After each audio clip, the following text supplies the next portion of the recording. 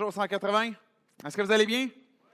Good. Je m'appelle David Chouinard, je suis pasteur de l'Église ici. Je suis content de vous accueillir. On poursuit avec notre série Mythbusters, où on a l'occasion de voir différentes déclarations, différents mythes qui sont dans notre société, qui sont dans nos pensées, et qu'on regarde finalement qu'est-ce qui, derrière ces mythes-là, les choses que l'on croit, qu'on a besoin de démystifier pour nous amener une nouvelle perspective. Ce matin, le mythe que j'aimerais qu'on puisse regarder, l'opportunité que je veux nous donner ce matin, c'est de pouvoir démystifier la question « Les gens qui doutent ne sont pas bienvenus à l'Église ».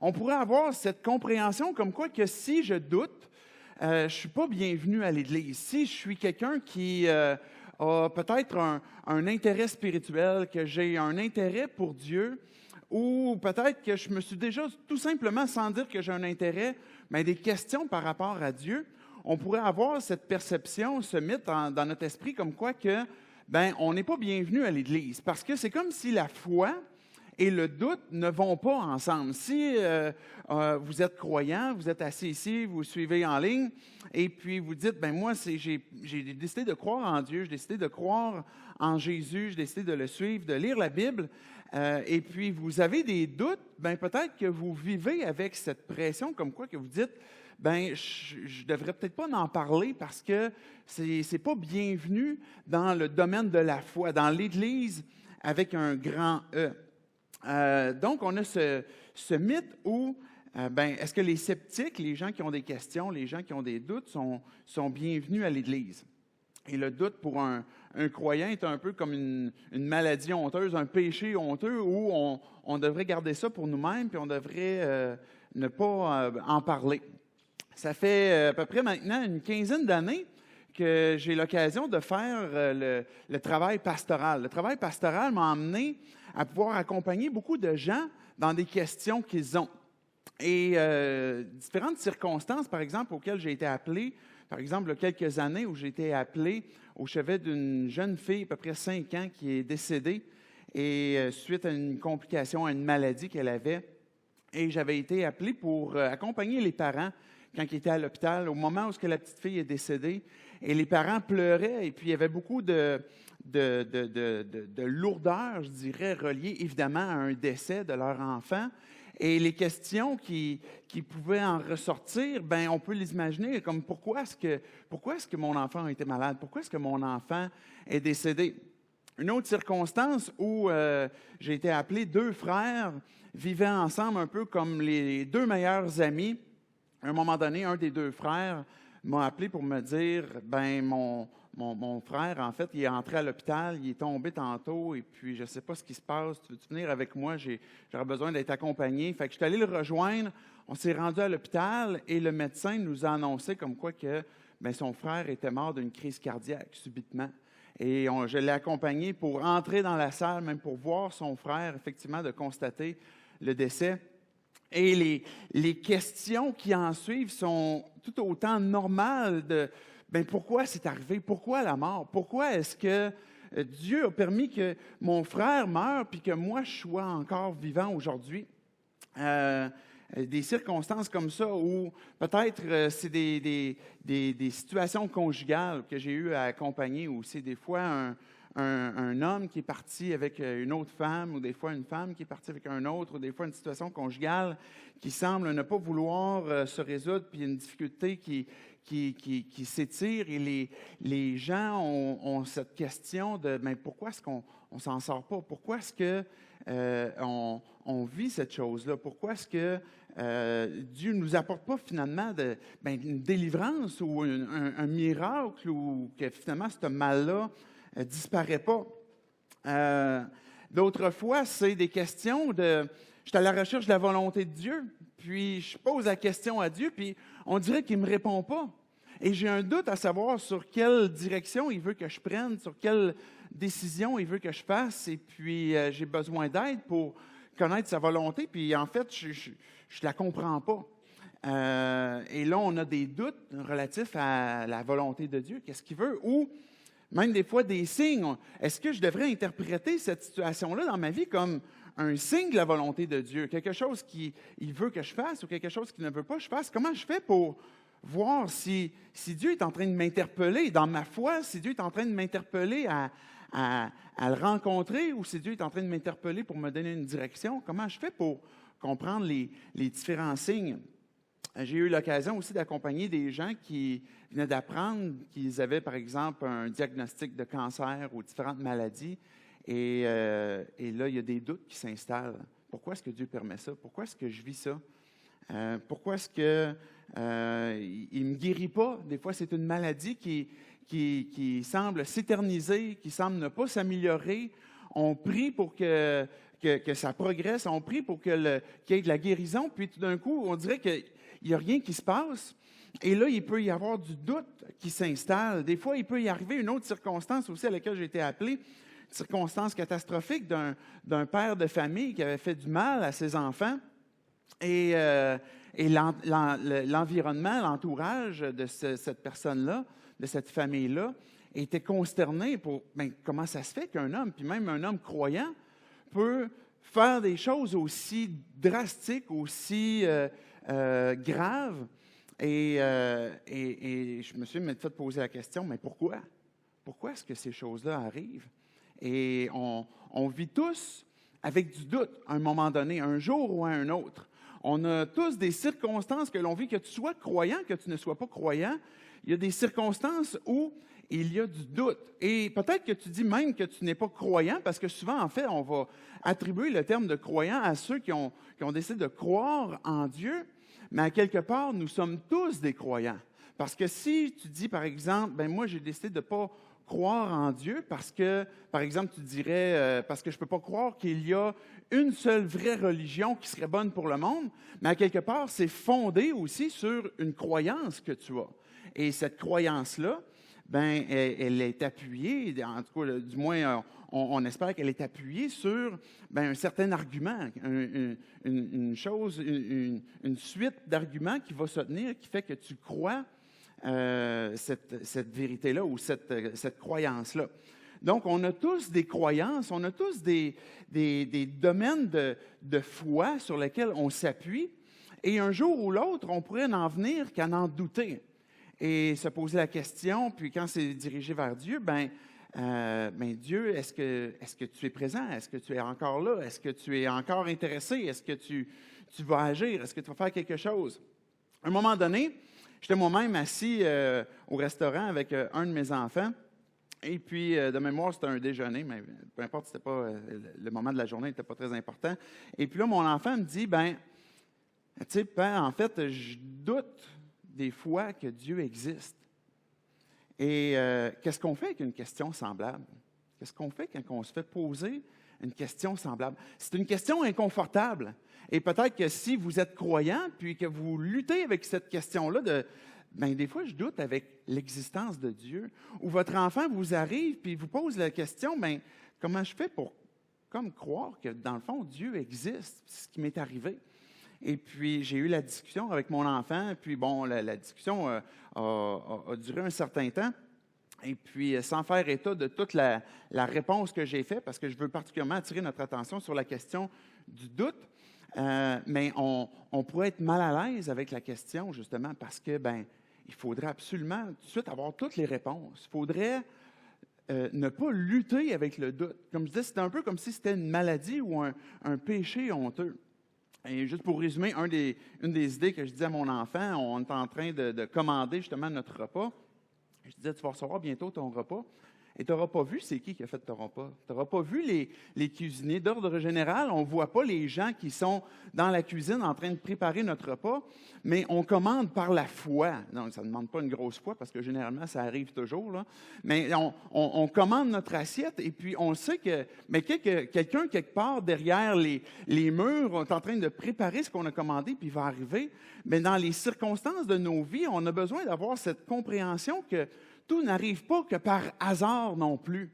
On pourrait voir la vie, puis en fait, c'était un des arguments de C.S. Lewis, qui a été déjà un athée puis est devenu croyant, où ce qui se disait, si on est croyant, on pourrait en venir à un moment donné de doute où on regarde le monde auquel on fait face et on se dit, peut-être qu'il y a peut-être juste ce monde-là qui existe. Et à l'inverse, il donne la question aussi à ceux qui sont athées en disant, bien, à un moment donné, on va faire face au monde auquel on est exposé, puis peut-être que ce monde-là dans lequel on est exposé va nous amener à voir que bien, il y a plus que ça aussi. Et donc, le doute n'est pas une mauvaise chose en soi. Et c'est là qu'on a ce mythe dans notre esprit comme quoi on ne devrait pas lutter avec le doute. On devrait, surtout si on veut avoir la foi, et même si je ne suis pas un croyant et puis en Dieu, mais je suis un croyant sur d'autres choses, même le doute envers certaines croyances sur lesquelles on s'est appuyé nous rend des fois mal à l'aise ou nous rend des fois de remettre en question les fondements sur lesquels on est appuyé. Donc, l'opportunité en fait, juste pour conclure l'anecdote avec quand j'étais assis au restaurant avec mon enfant, je me suis fait poser la question, il m'a demandé, est-ce que ça t'arrive des fois de douter?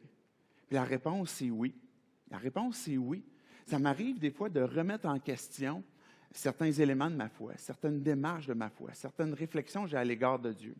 Et puis, ça peut paraître choquant quand on l'avoue, quand on le communique en disant oui, le doute est présent. Oui, le doute est présent dans notre esprit.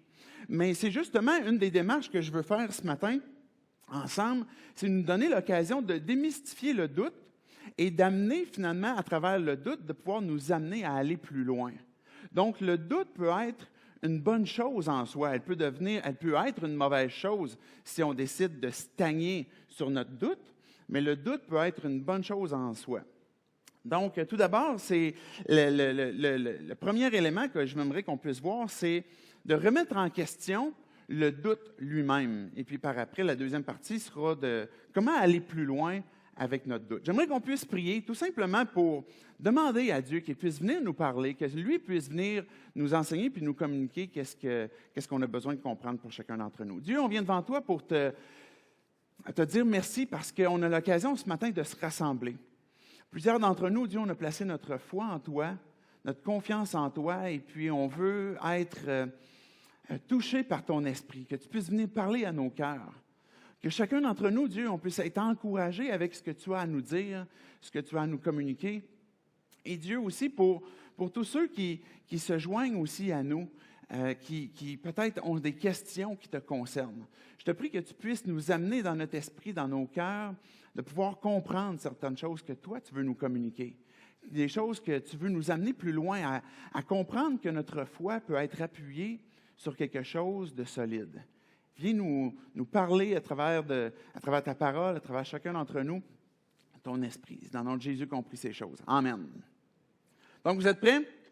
Première des choses, le doute remis en question. Si on peut mettre la première slide, juste pour déterminer, voir qu'est-ce qu'on va voir à travers ça, c'est que le doute émerge principalement de trois sources qu'on va voir, et puis la nature du doute. La nature elle-même du doute. Le doute peut émerger de trois sources principalement. On pourrait regrouper ces trois sources-là. Des fois, on pourrait se poser la question, justement, les doutes que j'ai viennent de où? Il y a des doutes qu'on va appeler les doutes intellectuels. Donc, vous avez des questions, par exemple, vous écoutez le Code da Vinci, puis là, vous entendez parler qu'ils ont trouvé l'Évangile de Judas, l'Évangile de Thomas, il y a des différents textes qui sont sortis comme ça. Est-ce que ces textes-là sont encore vrais? Ça fait encore actualité aujourd'hui qu'on trouve des anciens textes bibliques. Et est-il possible que finalement, ce qui nous est raconté à travers les évangiles qu'on a dans la Bible traditionnelle, que ce ne soit pas complet, puis que d'autres évangiles pourraient nous apporter un autre éclairage? Et puis là, vous avez des doutes qui sont d'ordre intellectuel, par exemple sur les différents évangiles, sur ce qui nous a été laissé comme écrit. Ça fera partie d'un autre mythe qu'on verra ultérieurement. Est-ce que la Bible a été écrite par des hommes ou a été falsifiée finalement à travers le temps? C'est un des mythes qu'on va regarder ensemble. Mais les doutes intellectuels sont là à travers l'influence que l'on a de notre société, laïque ou athée, que ce soit à travers différents films comme le Code da Vinci ou l'Évangile de Judas, comme je disais, ou à travers certains écrits ou à travers certains personnages contemporains, Richard Dawkins ou Sam Harris, d'autres, peu importe, des contemporains que l'on a, qui sont athées et puis qui nous emmènent des questions et que ça nous emmène à réfléchir. Et donc, c'est des doutes qui sont d'ordre intellectuel et qu'on a besoin des fois de s'arrêter puis de réfléchir à savoir, ces questions-là ont besoin d'être examinées. Peut-être c'est une deuxième source de doute qui peut être possible avec laquelle vous luttez, qui sont des questionnements spirituels. Donc, le premier, les questionnements intellectuels, sont beaucoup plus des doutes qui viennent de l'extérieur de la foi vers l'intérieur de la foi, donc qui attaquent, entre guillemets, la foi. Et les doutes spirituels sont les doutes qui émergent plutôt de l'intérieur. C'est-à-dire que tu places ta foi en Dieu, tu as décidé d'adhérer à la foi chrétienne, tu viens à l'Église, tu lis la Bible, et puis là, à un moment donné, tu te poses certaines questions.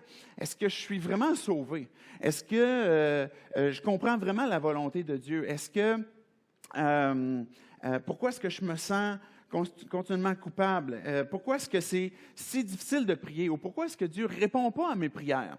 Donc, on a ces questionnements-là, des doutes qui sont d'ordre spirituel et avec lesquels on peut lutter. Donc, c'est des doutes qui vont émerger de ces deux premières sources-là qu'on a vues, que ce soit intellectuel, de l'extérieur vers l'intérieur, et des doutes spirituels de l'intérieur de la foi, qui est justement d'où on a certains doutes.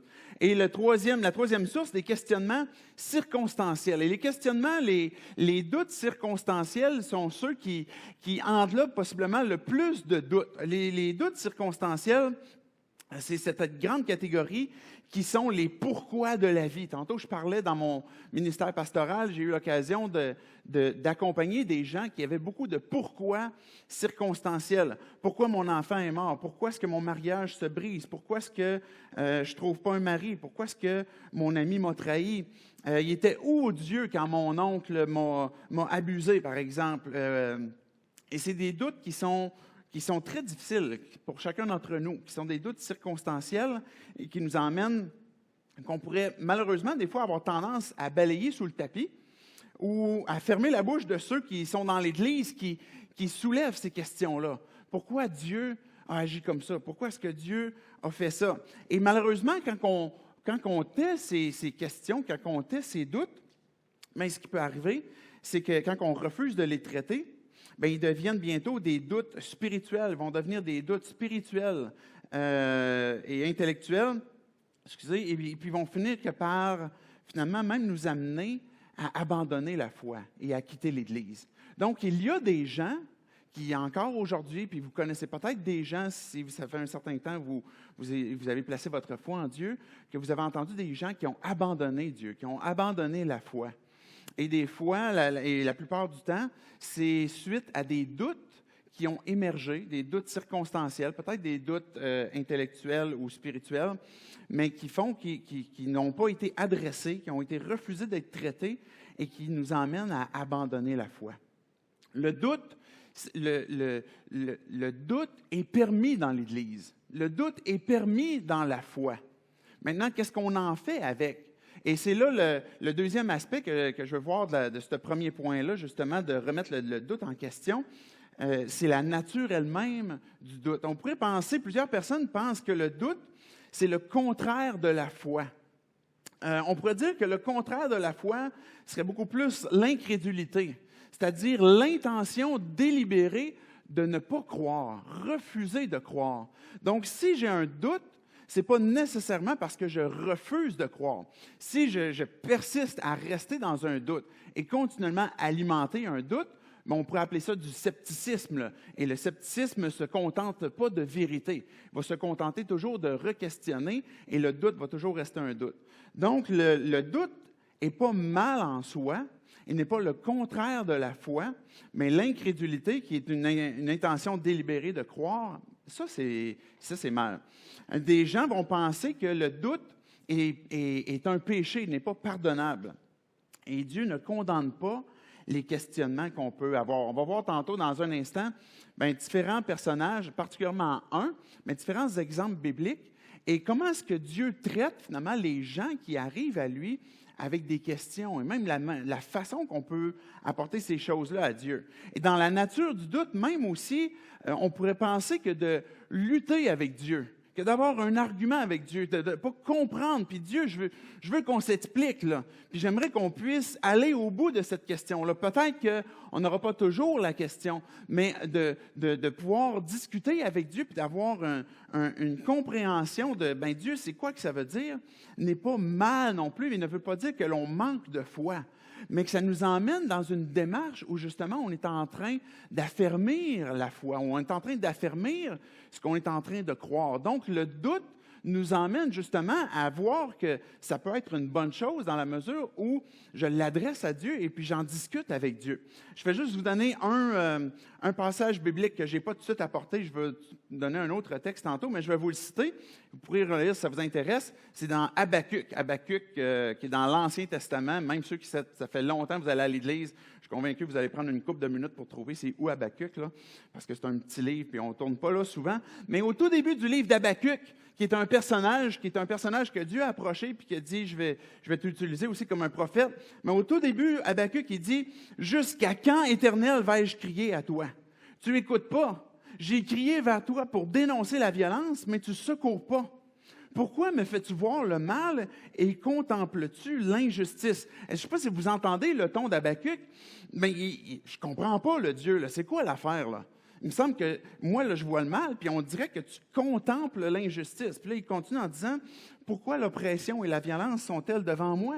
Il y a des procès et des conflits partout. Aussi, la loi est sans vie, le droit est sans force, car le méchant triomphe du juste, et l'on rend des jugements corrompus. » Habakkuk est juste un des personnages que j'ai cités pour parler de la lutte, entre guillemets, de la discussion qu'on peut avoir avec Dieu, et que Habakkuk, il s'est permis, puis on l'a même dans la Bible, pour voir comment est-ce qu'il a adressé à Dieu ces choses-là, comment est-ce qu'il a discuté avec Dieu.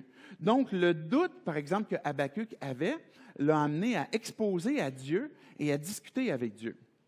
La nature du doute n'est pas mal en soi, dans la mesure que le doute, comme j'ai dit tantôt, ne devient pas du scepticisme. Le doute dit « je ne peux pas croire ». Et le scepticisme ne dit « je ne veux pas croire ». Donc, le doute est à un point où j'ai de la difficulté à croire. Et là, je discute avec Dieu pour voir c'est quoi les arguments, c'est quoi la réflexion qu'il y a derrière. Pourquoi? Le doute est honnête, tandis que le scepticisme est obstiné. Il est entêté. On remet continuellement en question et le scepticisme, finalement, n'arrive jamais à une vérité, à certaines vérités, mais continuellement de remettre en question. Et le doute recherche justement la vérité ou la lumière. Le scepticisme reste justement continuellement dans le questionnement, dans le questionnement. Je vais vous donner quelques citations brèves pour nous aider à réconcilier avec le doute, que le doute est bienvenu dans l'Église. Jean Calvin a parlé du doute et il dit « Certainement, nous ne pouvons pas imaginer une certitude qui ne soit pas teintée de doute ou assurance qui ne soit pas assaillie par une certaine anxiété. » Donc, Jean Calvin, même un des réformateurs de notre foi, un homme extrêmement important qu'on considère et qui nous a amené même à croire plusieurs des vérités que l'on a dans les Écritures, en vient un point de dire que on ne peut pas imaginer une certitude qui ne soit pas teintée de doute. Charles Spurgeon, un des prédicateurs de un certain temps, très populaire, très connu, un homme croyant, un pasteur, voici ce qu'il dit du doute. « Je pense que quand un homme dit « je ne doute jamais », il est grand temps pour nous de douter de lui. » Je la trouvais intéressante, sa citation. Ça veut dire qu'on ne peut pas dire que j'ai jamais de doute. Si à un point dans ta vie, tu arrives où tu dis j'ai aucun doute, je comprends tout maintenant, j'ai plus de questionnement, j'ai plus de doute, bien, tu es probablement rendu au ciel. Parce que rendu là, il n'y en aura plus de questions. Mais pour l'instant, quelqu'un qui dit j'ai jamais de doute, bien, il est grand temps pour nous de douter de lui. J'ai une citation un petit peu plus longue que j'aimerais qu'on puisse regarder ensemble, qui vient de Tim Keller, puis après ça, on va regarder une histoire dans la Bible qui est celle de Jean-Baptiste. Tim Keller est un pasteur contemporain de notre temps aujourd'hui. Un homme très connu, en fait, qui est pasteur sur une église à Manhattan. Et le contexte de son église, il a implanté une église là-bas. Et le contexte de son église, quand vous pouvez imaginer Manhattan, c'est des jeunes gens, par exemple, très intellectuels. C'est une église qui rejoint justement beaucoup cette génération-là, 20, 30 ans, des jeunes professionnels, intellectuels, célibataires, des gens qui ont besoin beaucoup de réfléchir. Et dans son ministère, il a apporté cette réflexion. On peut mettre la citation. Je vais vous la lire et puis après ça, on va la commenter. « Une foi dépourvue de doute est semblable à un corps humain privé d'anticorps.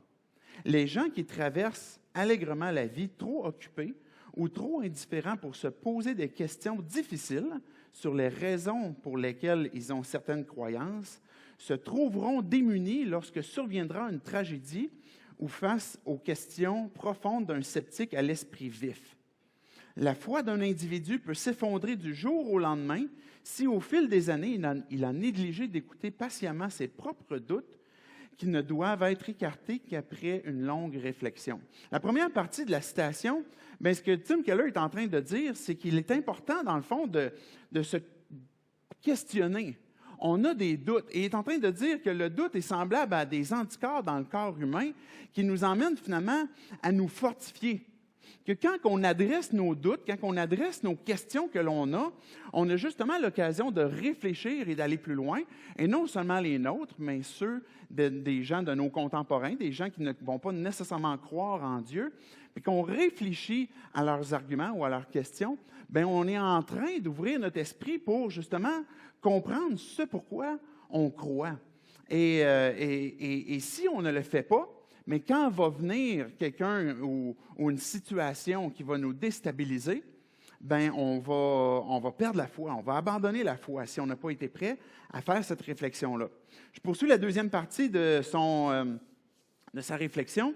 Les croyants doivent reconnaître l'existence des doutes et les examiner honnêtement. Non seulement les leurs, mais également ceux de leurs amis et de leurs voisins.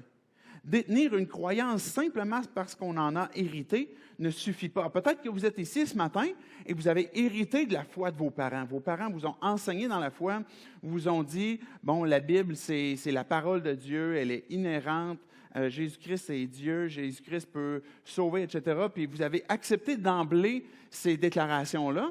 Bien, la question que je vous pose et que finalement Tim Keller est en train de dire, c'est que de dire que j'en ai hérité puis de se limiter à ça ne suffit pas.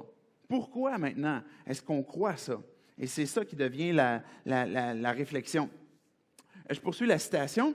« Ce n'est qu'en réfléchissant longuement et sérieusement aux objections faites à votre foi que vous pourrez fournir aux sceptiques dont vous-même les raisons pour lesquelles vous croyez, des raisons plausibles et non ridicules ou choquantes.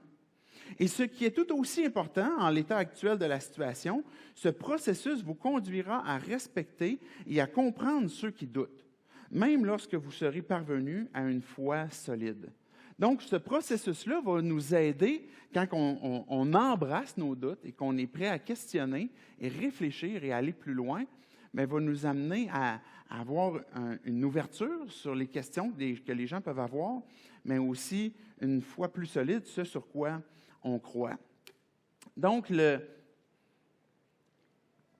doute en soi, la raison pour laquelle j'ai pris le temps d'exposer le doute remis en question, c'est pour qu'on puisse démystifier, premièrement, justement, cette réflexion-là, comme quoi que le doute et la foi ne peuvent pas aller ensemble, ne doivent pas aller ensemble. Et si j'ai des doutes, si j'ai des questions, bien, je devrais les cacher et ne pas nécessairement les adresser ou les aborder.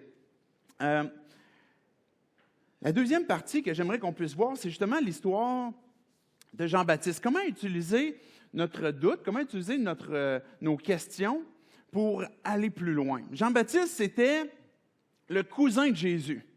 Jean-Baptiste s'est certainement fait raconter l'histoire de la nativité, c'est-à-dire qu'il est né quelques mois avant Jésus.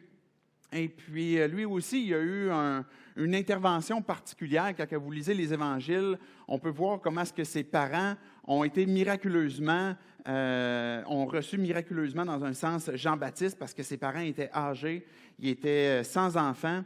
Et puis, Jean-Baptiste a entendu ces histoires-là. Il a appris certainement les textes prophétiques qui le concernaient. Parce que quand vous regardez l'Ancien Testament, bien, il y a des textes qui annonçaient la venue d'un homme qui allait préparer le chemin du Messie, c'est-à-dire Jésus-Christ. Et cet homme-là est présenté dans l'Ancien Testament comme Élie qui devait venir. Pas Élie littéralement, mais comme ce personnage-là allait faire le ministère prophétique d'Élie et qui allait préparer le chemin du Seigneur, c'est-à-dire qu'il allait prêcher la repentance aux gens, à la nation, pour qu'après ça, Jésus puisse venir et puis amener la bonne nouvelle. Bien, Jean-Baptiste a dû certainement être en contact parce que les textes qui le concernaient, il pouvait les lire, il pouvait les voir, il pouvait savoir que c'était quoi son ministère, à quoi Dieu le préparait, qui était l'Élie qui devait venir, qui était celui qui devait crier dans le désert, qui préparait le chemin du Seigneur. Et c'est Jean-Baptiste qui a vu Jésus et déclaré le premier, « Voici l'agneau qui ôte le péché du monde ». Jean-Baptiste, il voit Jésus passer, et là, le ministère de Jésus n'est pas encore connu, n'est pas encore public, n'est pas répandu. Et quand Jean-Baptiste le voit, il le pointe du doigt, puis il crie à tout le monde, « Voici celui qui va être le sacrifice ». C'est le sens de l'agneau de Dieu, c'est-à-dire celui qui va mourir à la croix pour prendre le péché de l'humanité, de tous ceux qui ont placé leur foi en lui, dans le but de pouvoir ôter le péché qui nous sépare d'avec Dieu. Et cette vérité-là est encore vraie aujourd'hui. C'est-à-dire que quand je place ma foi en Jésus-Christ et que je lui dis, prends maintenant tout ce qui me sépare de toi, le mal, le péché que j'ai fait, et donne-moi maintenant ton innocence, puis prends ma culpabilité, c'est à ce moment-là qu'on devient des enfants de Dieu par la foi en Dieu. Mais c'est le premier Jean-Baptiste qui a pointé Jésus, puis en disant, voici l'agneau de Dieu qui ôte le péché du monde. Et c'est Jean-Baptiste qui a été témoin.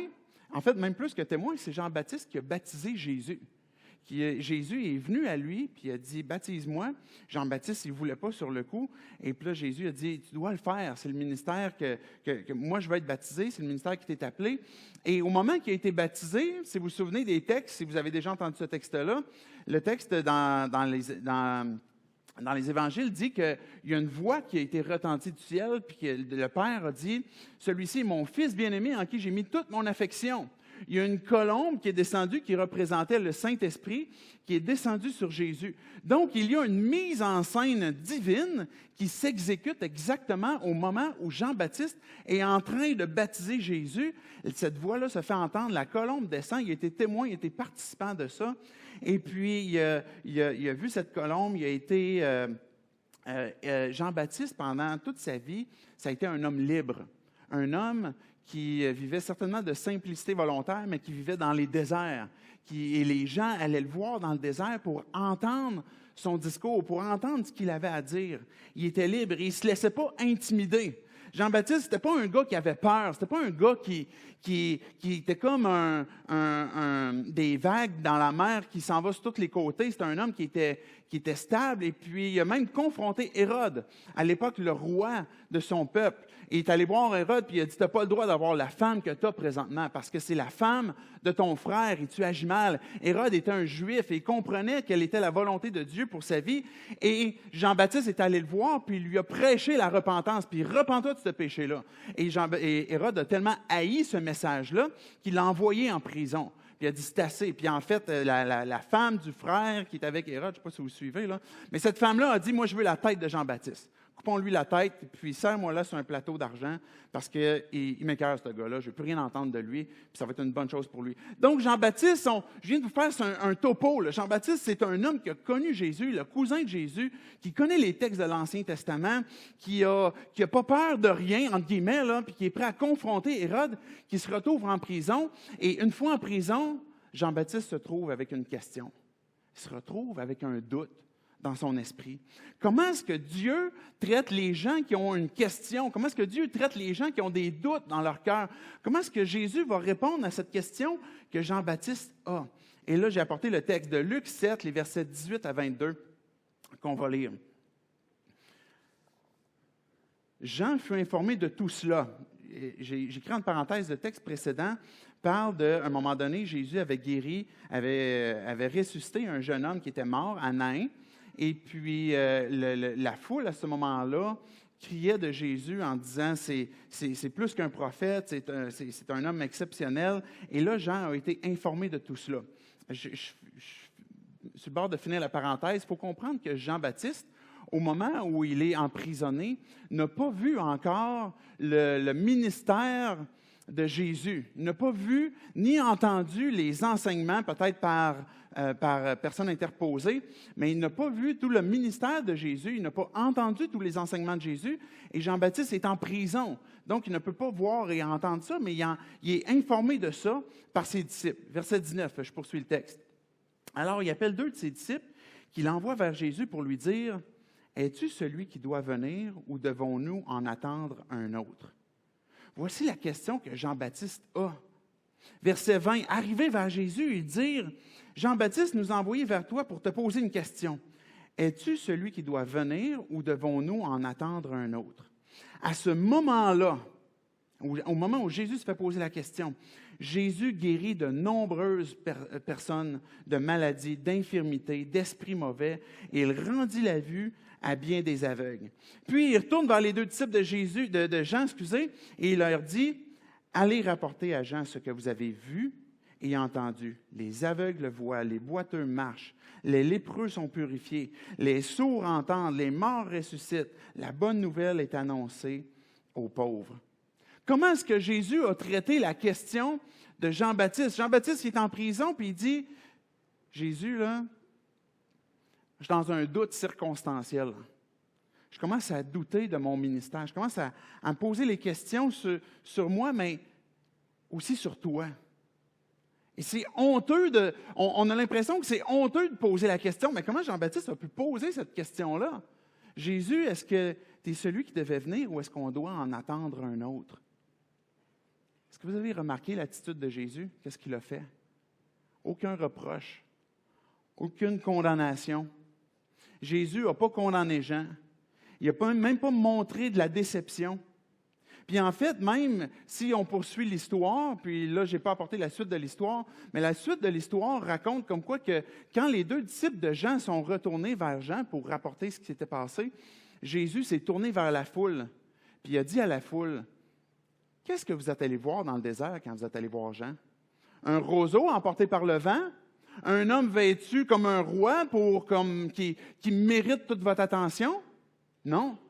Est-ce que vous êtes allés voir un prophète? » Et Jésus dit, « Oui, vous êtes allés voir un prophète. » Et en fait, c'est le plus grand des prophètes qui a jamais existé sur la terre. Jésus se tourne vers la foule et prend le temps de vanter le ministère de Jean-Baptiste. Pas de montrer sa déception, pas de condamner la question de Jean-Baptiste, mais de montrer que c'est un homme qui a une foi, qui a avancé, qui, oui, se trouve dans une circonstance qui l'emmène à avoir des questions, mais ces questions-là peuvent être légitimes, ont le droit d'être adressées à Dieu. Et Dieu veut répondre à nos questions, veut répondre à ta question. Voilà comment est-ce que Dieu traite avec nous quand on lui apporte nos doutes. Je vais inviter les musiciens à s'avancer pour la suite avec la louange. Mais la Bible nous montre plein d'exemples pour nous aider à démystifier les questions ou les doutes qu'on peut avoir. On a un Nicodème qui est venu de nuit, qui avait des doutes intellectuels. Jésus, je ne comprends pas tout. Il va falloir que tu m'expliques certaines choses. Un Thomas. On cite souvent Thomas comme étant l'incrédule, puis on lui lance des roches, puis on se dit hey, « moi, j'aurais jamais fait ça ». Mais en fait, Thomas, quand il a dit aux autres disciples, « ben moi, si je ne mets pas les mains dans ses trous de main, dans son côté, je ne pourrais pas croire ». Et quand Jésus est apparu à Thomas, jamais Jésus lui a fait une condamnation ou une déception, mais il a dit, Thomas, viens toucher mes mains, viens toucher mon côté. Heureux ceux qui auront cru sans voir que la déclaration que Jésus a faite, mais il n'a jamais condamné l'attitude de Thomas ou les questions de Jean-Baptiste ou de David. Vous pourriez lire dans les psaumes combien de fois David a des questions qu'il ne comprend pas et les adresse à Dieu. Et il a des doutes. Et même un de ces psaumes-là que David a écrit dit « Mon Dieu, pourquoi m'as-tu abandonné? Pourquoi t'éloignes-tu sans me secourir, sans écouter mes plaintes? Mon Dieu, je crie le jour et tu ne réponds pas la nuit et je ne trouve pas de repos. » Mais savez-vous que ce psaume-là, c'est une des dernières phrases que Jésus a dites quand il était sur la croix. Et qu'il l'a dit en araméen, dans sa langue populaire, en disant à son propre Père, mon Dieu, pourquoi m'as-tu abandonné? Jésus lui-même a posé cette question-là à son propre Père. Est-ce que les gens qui doutent sont bienvenus à l'Église? La réponse est oui. La réponse est oui. On devrait avoir des affiches dans notre hall d'entrée qui diraient « Bienvenue à ceux qui doutent ». Bienvenue si vous avez des doutes, si vous avez des questions, vous êtes incertain, vous êtes à la recherche. La réponse est oui, vous pouvez entrer. La réponse, c'est que oui, Dieu est disponible pour les entendre, pour les écouter. Et chacun d'entre nous, qu'on soit croyant ou qu'on ne soit pas croyant, on est dans une forme de quête. Chacun d'entre nous, on désire que notre vie ait un sens. Et peut-être que la quête que l'on a de notre vie, c'est qu'on soit reconnu, par exemple, dans notre domaine, dans la discipline dans laquelle on évolue. Peut-être que notre quête, c'est de vivre dans un état sain, que ce soit ce qu'on mange, la façon qu'on fait de l'exercice, et puis voici la quête de vie, je veux vivre sainement, je veux vivre zen. Peut-être que c'est la quête de vie que tu as présentement.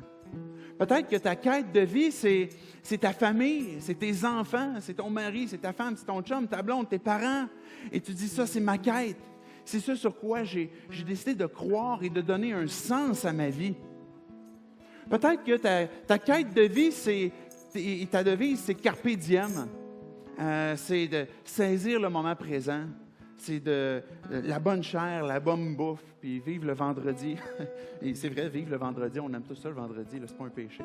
Mais peut-être que notre quête, c'est cette pensée, cette philosophie, Carpe Diem. Peut-être même une forme de spiritualité.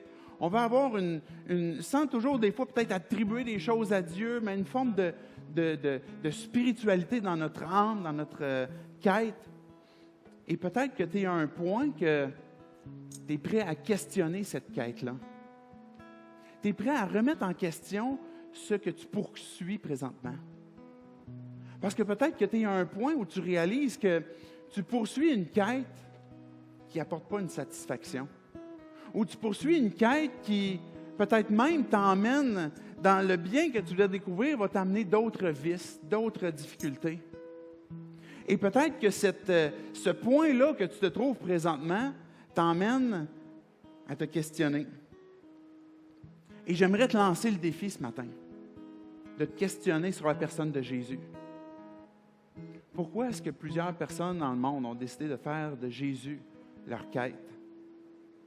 J'aimerais tout simplement te poser la question, si tu fais partie des sceptiques, des gens qui ont décidé de ne pas croire en Dieu, est-ce que tu es prêt toi-même à questionner ce que tu crois?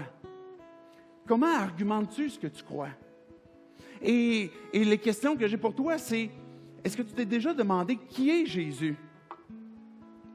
Pourquoi est-ce qu'après 2000 ans, un personnage qui a passé sur la Terre est encore aussi populaire, que des pays comme par exemple la Corée du Sud, que la Chine, ont des croissances phénoménales de christianisme, et des gens qui sont à la recherche d'une nouvelle quête de leur vie, et qui ils semblent découvrir dans la personne de Jésus. Pourquoi est-ce que tant de gens encore aujourd'hui lisent la Bible?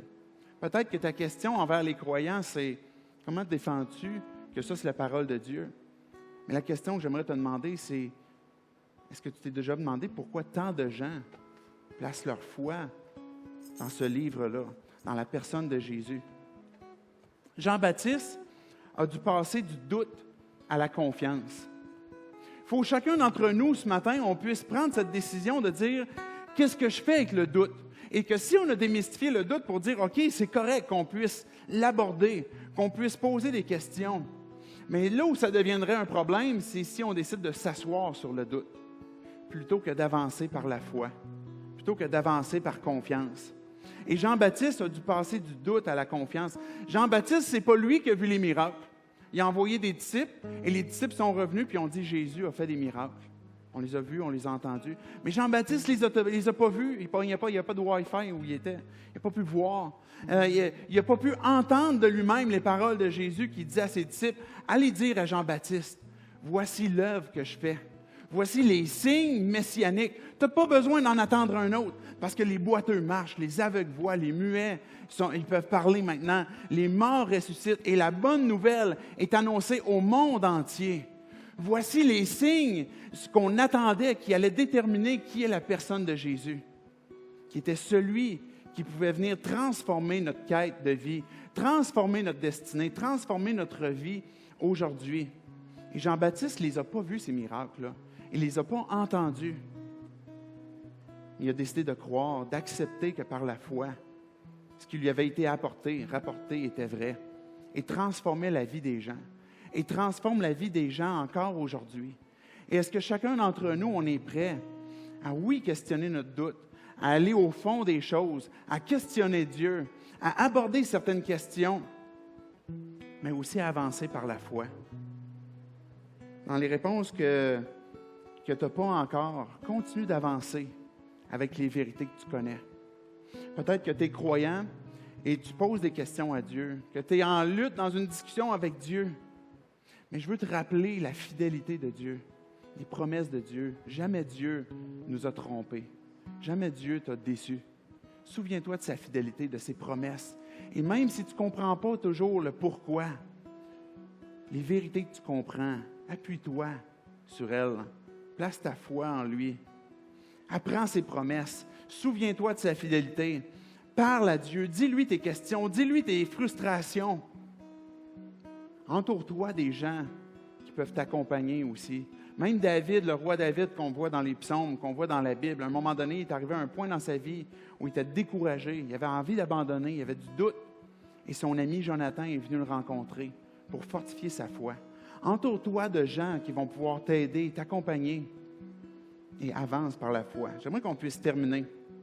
Que chacun d'entre nous, on soit devant cette prise de décision que Dieu veut qu'on fasse, qu'on puisse s'engager à le faire. Dieu, on veut te dire merci pour cet exemple de Jean-Baptiste qui nous rassure parce que si un homme qui était si proche de toi, Jésus, un homme qui a entendu, qui a vu, qui a compris tant de choses, est venu lui-même avec un doute à toi et puis tu ne l'as pas rejeté, tu ne l'as pas condamné. Tu as voulu lui enseigner, tu as voulu fortifier sa foi. C'est la même chose encore pour nous aujourd'hui parce que tu es ce même Dieu, tu es ce même Jésus qu'on voit dans les évangiles. Et merci de nous accueillir. Merci de jamais nous rejeter avec nos questions, avec nos doutes. Mais Dieu, en même temps, on te demande de nous montrer, de nous enseigner, de venir au secours de notre foi, de notre manque de foi, de venir au secours de nos doutes. Et Dieu, si on est ici ce matin ou qu'on écoute, on entend ce message, qu'on n'a jamais cru en toi. Dieu, on ne sait pas si tu existes. Et je veux juste tout simplement te dire que tu me fasses comprendre, mais si tu existes, tu es qui, Jésus? C'était quoi ton message? Qu'est-ce qui est si important qui semble transformer la vie des gens? Et Dieu, juste honnêtement, avec mes propres mots, je veux te dire simplement de venir me montrer qui tu es et ce que tu as à me dire pour que je puisse comprendre la foi, sur quoi elle s'appuie, pourquoi est-ce que tu es si important. Dieu, pour nous qui avons placé notre foi en toi, on veut renouveler notre marche, notre service, notre engagement. On refuse de s'asseoir sur nos doutes. On accepte de te les donner, de te les questionner. Mais on continue d'avancer par la foi en saisissant ta main. C'est au nom de Jésus-Christ qu'on prie ces choses. Amen.